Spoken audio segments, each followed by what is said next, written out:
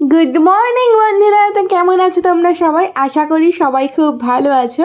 আমিও মোটামুটি ভালো আছি, খুব ভালো আছি বলতে পারবো না, কারণ এই গরমে নাজেহাল অবস্থা। এখন সকালে উঠে কিন্তু আমার এক নতুন রুটিন হয়েছে। সেটা হচ্ছে সকালে উঠে আমি এখন সবার আগে যে কাজটা করি সেটা হচ্ছে স্নান করা। কারণ যে পরিমাণে গরম পড়েছে, সকালে উঠে স্নান না করে কোনো উপায় নেই। তো স্নান করে সিঁদুর পরে রেডি হয়ে নিয়েছি। তোমরা হয়তো ক্যামেরায় দেখতেই পাচ্ছ আমি কিন্তু এখনও অবধি বাসি বিছানা তুলিনি। তো দেখো মুখে কিন্তু গোটা গোটা উঠে গেছে, এদিকে কিন্তু আমি কানেরটাও পরিনি, এত পরিমাণে গরম। গোটা গোটা কিন্তু এর আগে আরও বেশি উঠে গেছিলো, বরফ ডলে ডলে কিন্তু এই গোটাগুলো আমি কমিয়েছি। এবারে আমার নেক্সট কাজ হচ্ছে তোজচিনিকে খাওয়ানো। আজকে আমি একটু ওদের জন্য ওটস বানিয়েছিলাম, তবে আজকের ওটসটা একটু বেশিই গলে গেছে। জানি না খাওয়ার সময় ওরা কি করবে, মানে একটু আঠা আঠা হয়ে গেছে। তো যাই হোক, তোজচিনিকে খাইয়ে তারপরে চলে আসলাম বাসি বিছানাটা তুলে নেওয়ার জন্য। এখন যা মশার উৎপাত বেড়েছে, মশারি না টানিয়ে কোনো উপায় নেই। আবার মশারি টানালে ঠিকঠাক মতো হাওয়াও ঢোকে না।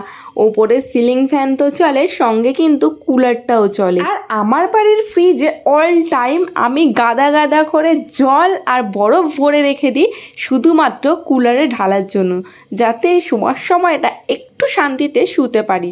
তবে এই গরমের জন্য তারও উপায় নেই। কুলারে যতই বরফ ঢালি, যতই ঠান্ডা জল ঢালি, বড় জোর 1 থেকে 1.5 ঘন্টা তা ঠান্ডা থাকে। ঘরে এত পরিমাণে গরম, কুলারের জল এমনিতেই গরম হয়ে যায় কিছুক্ষণের মধ্যে। এখন খালি ভাবি যে এই সময়টা কুলার নিয়েছিলাম, সেই সময়টা যদি কুলার না নিয়ে একটু জেদ করে এসিটা নিতাম, সেই সময় কিন্তু সেটাও হয়ে যেত। কিন্তু ওই যে বুদ্ধির ভুল, শুধু বুদ্ধির ভুল বলবো তা না, কুলারটা আমি যখন নিয়েছিলাম তখন কিন্তু আমি প্রেগনেন্ট ছিলাম। আর ওই সময় যেহেতু আমি আমার বাপের বাড়িতে ছিলাম, আমি কিন্তু তোমাদের দাদা ভাইয়ের কাছে কান্নাকাটি শুরু করে দিয়েছিলাম, আমাকে অন্তত একটি কুলার কিনে দাও। কারণ ওই বাড়িতে এসে লাগিয়ে আমার কোনো লাভ হতো না, সে এসিটা তো আমি আর খুলে নিয়ে আসতে পারতাম না, ঠিক ওই কারণেই। তো যাই হোক, জেদ করে রাতারাতি কিন্তু কুলারটা নিয়ে আসা হয়ে গেছিলো।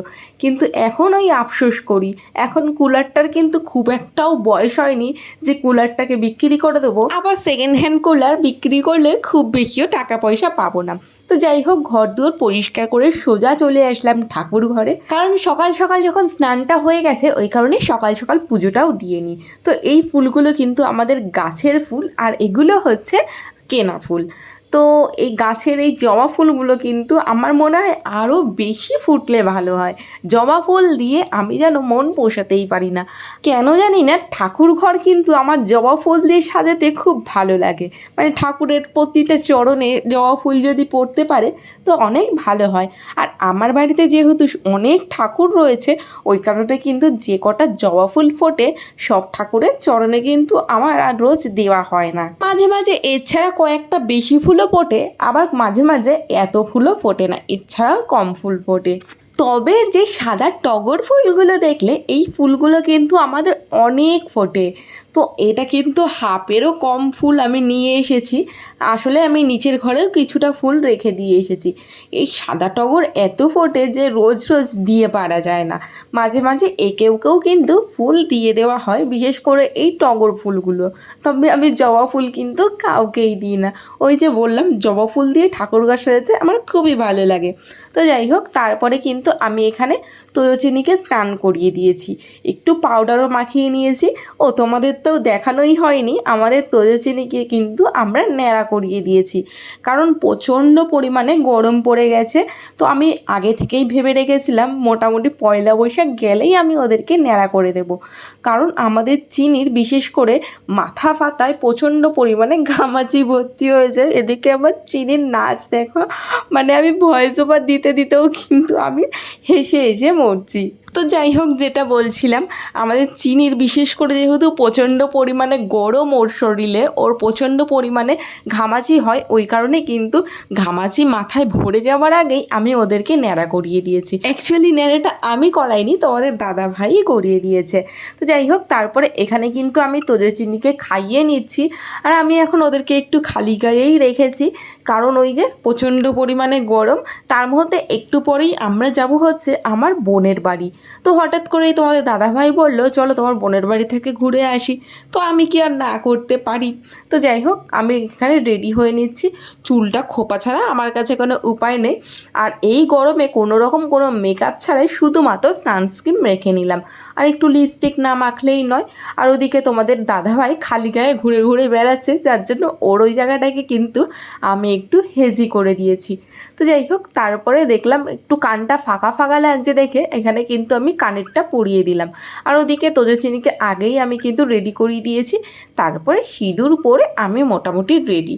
তারপরে একটু সানগ্লাস পরে নিলাম, কারণ এই রোদ্দুরে সানগ্লাস ছাড়া কিন্তু কোনো উপায় নেই, রোদে তাকানোই যাবে না।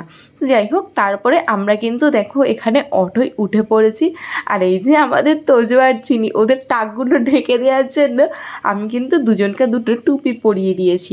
চিনির জন্য একটি ক্যাপ টুপি কিনেছিলাম খুব সুন্দর পিঙ্ক কালারের, তবে টুপিটা কোথাও খুঁজেই পাচ্ছি না, কোথায় রেখেছি কে জানে। তো দেখতে দেখতে তোমাদের দাদাভাই অটোও ছেড়ে দিল। ওদিকে মাকে ফোন করে বললাম বিটি কলেজে ভাইকে দাঁড়িয়ে থাকতে বলো, যাওয়ার সময় না হয় ভাইকেও বোনের বাড়ি নিয়ে যাব। তো ভাই তো নাচতে নাচতে এক কথায় রাজি হয়ে গেল। তবে বাইরে এতটা পরিমাণে রোদ যে হাওয়াটা যে দিচ্ছে সেই হাওয়াটাও কিন্তু আমাদের গায়ে সহ্য হচ্ছে না। আমি খালি ভাবছি যারা এই রোদে কাজে বেরায় তাদের কতই না কষ্ট হয়। তা যাই হোক তারপরে বোনের বাড়ি চলে আসলাম। বোনের বাড়ি এসে দেখি বোনই নেই। আসলে ও আমাকে ফোন করে বলেইছিল ও অফিসে বেরিয়ে গেছে, ওর একটুখানি আসতে দেরি হবে। তো তার জন্য আমরা আসার সময় কিন্তু বিরিয়ানি নিয়েই ঢুকে গেছিলাম, কারণ কেউই যেহেতু শিওর ছিলাম না যে আজকে বোনের বাড়ি আসবো, ওই কারণে কিন্তু কোনো রান্নাবান্নার ব্যবস্থাও করা হয়নি। আর যেই সময় আমি ওদেরকে ফোন করে জানালাম যে আমি আসছি, ওই সময় ওরা কিন্তু অফিসের জন্য প্রায় বেরিয়েই পড়ছে। তো ওই আমাকে আর কি ফোন করে বলল আসার সময় বিরিয়ানি নিয়ে ঢুকতে। আমারও ওদিকে অনেক দিন বিরিয়ানি খাওয়া হয় না, তো ভাবলাম যাই হোক আজকে দুপুরটা না হয় বিরিয়ানি দিয়েই চালিয়ে দিই। আর ওদের বাড়িতে যেহেতু অতটাও গরম নেই বলাটাও ভুল, আসলে ওর বাড়িতে যেহেতু এসি আছে ওই কারণে কিন্তু অত একটা সমস্যা হচ্ছিল না যে গরমে বিরিয়ানি খেতে হবে। তো তোমাদেরকে খালি একটা জিনিস দেখাই। তো দেখো এখন রাত কটা বাজে, এখন বাজে রাত 1:45। তো এখন কিন্তু আমরা পিৎজা অর্ডার করে নিয়েছি। তো হঠাৎই প্ল্যানিং হলো একটুখানি পিৎজা খেতে নাকি সবারই খুব ইচ্ছা হচ্ছে। তো ওই কারণে কিন্তু একটি পিৎজা অর্ডার করে নেওয়া হলো, যেটা ছিল কিন্তু ভর্তি ভর্তি চিজে ভরা। আসলে আমার বোনের বাড়িতে আসলে এরকম রাত্রিরের খাওয়া দাওয়ার প্ল্যানিং কিন্তু মোটামুটি লেগেই থাকে। রাত 2-3টে নাগাদ আমাদের খিদে পেয়ে যায়, তো আমরা কিছু না কিছু কিন্তু অর্ডার করেই থাকি। তো চলো আজকের ভিডিওটা তাহলে এই অবধি। ভিডিওটি ভালো লাগলে অবশ্যই একটু লাইক শেয়ার কমেন্ট করে দিও। যারা এখনও অবধি চ্যানেলটি সাবস্ক্রাইব করোনি তারা প্লিজ চ্যানেলটি একটু সাবস্ক্রাইব করে দিও, পাশে থাকা বেল আইকনটি অবশ্যই ক্লিক করে দিও। তো চলো আজকের জন্য টাটা, বাই বাই।